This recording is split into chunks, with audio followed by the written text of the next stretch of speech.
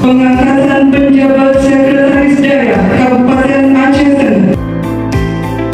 Demi Allah saya bersumpah. Demi Allah saya bersumpah Bahwa saya akan setia dan taat kepada Undang-Undang Dasar Negara Republik Indonesia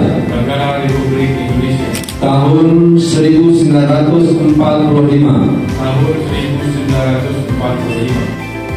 dengan mengucapkan Bismillahirrahmanirrahim. Kami Bupati Aceh Tengah secara resmi melantik saudara dalam jabatan penjabat Sekretaris Daerah Kabupaten Aceh Tengah. Bapak Ibu yang berbahagia, kita mengetahui bahwa jabatan itu semuanya ingin mendapat dan ingin meraih. Tapi kita sadar bahwa jabatan itu sudah ditetapkan oleh Allah Subhanahu wa Ta'ala.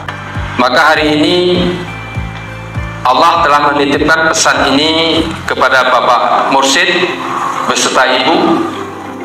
Ini adalah titipan dari Allah. Maka kami berharap kepada Bapak Penjabat Sikda melaksanakan tugas dengan baik. Instruksi Gubernur pelaksanaan sholat fardu berjamaah bagi aparatur negara dan masyarakat.